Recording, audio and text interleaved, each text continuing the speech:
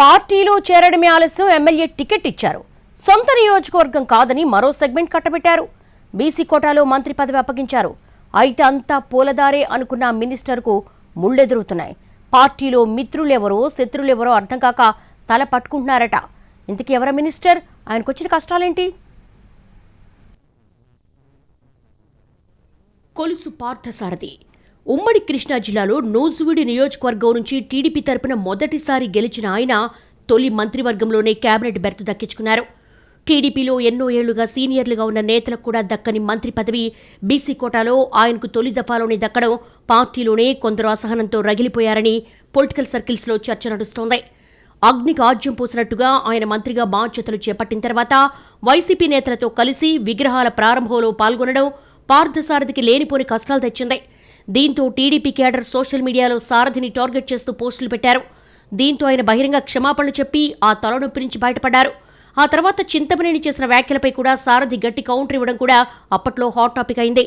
ఇవన్నీ ఒక ఎత్తైతే మంత్రిని సొంత నియోజకవర్గం నుంచే కొందరు నేతలు ఇరుకుని పెట్టే ప్రయత్నం చేస్తున్నారు అన్న చర్చ వాడివేడిగా సాగుతోంది. సారథి గతంలో పెనమలూరు నుంచి వైసీపీ తరపున పోటీ చేసి ఎమ్మెల్యేగా గెలిచారు.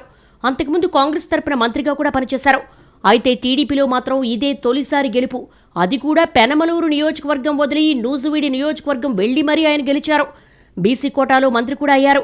అయితే ఆయన రాకరు మొదటి నుంచి అక్కడ 2 సార్లు టీడీపీ తరపున ఎమ్మెల్యేగా పోటీ చేసి ఓటమి పాలైన ముద్దరబోయిన వెంకటేశ్వరరావు వ్యతిరేకిస్తున్నారు.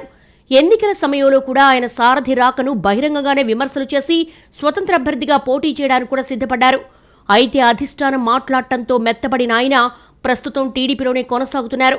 కానీ నియోజకవర్గంలో సారథి అండ్ టీం ఆయన అనుచరుల వ్యవహార శైలిపై నిత్యం అధిష్టానానికి ఫిర్యాదులు చేస్తున్నారు అనేది లోకల్ టాక్. నియోజకవర్గంలో మైనింగ్ అక్రమాలపై జిల్లా కలెక్టర్కు ఆయన నేరుగా ఫిర్యాదులు కూడా చేశారు. ఇటీవల నియోజకవర్గంలో భారీగా పేకాటాడుతూ పట్టుబడిన వ్యవహారంలో కూడా ఆయనే ఫిర్యాదు చేశాడన్న అనుమానాలు కూడా మంత్రి అనుచరులు చేస్తున్నారట. ఈ పేకాట వ్యవహారంలో మంత్రికి సంబంధం లేదని చెప్తున్నా నియోజకవర్గంలో పట్టుబట్టడం వల్ల మంత్రికి అప్రదిష్ట తప్పలేదని నూజివీడ్లో మాట్లాడేసుకుంటున్నారన్న డిస్కషన్ సాగుతోంది. మరోవైపు నియోజకవర్గంలో కమ్మ సామాజిక వర్గంలో కొందరు పార్టీ నేతలకు మంత్రి సారథి వర్గానికి పొసగటం లేదన్నది లోకల్గా సాగుతున్న మరో చర్చ. ఇటీవల నియోజకవర్గంలో ఉన్న అన్ని మండలాల్లో పెనమలూరు నేతలు చక్రం తిప్పుతున్న వ్యవహారంలో స్థానిక కమ్మ నేతలు అసంతృప్తిగా ఉన్నారని మాట్లాడేసుకుంటున్నారు. ఈ విషయంలో కొందరు స్థానిక పార్టీ నేతలకు మంత్రి సారథి అనుచరులకు మధ్య గ్యాప్ వచ్చిందని, అదే విషయాన్ని మంత్రి దృష్టికి తీసుకెళ్లినా పెద్దగా ప్రయోజనం లేదని ఫీల్ అవుతున్నారట. స్థలాల వివాదాల్లో మంత్రి అనుచరులు జోక్యం చేసుకుంటే అధిష్టానం దగ్గరికి వెళ్లే పనిలో అసమ్మతి నేతలు బిజీగా ఉన్నారనేది ఇంకో టాక్.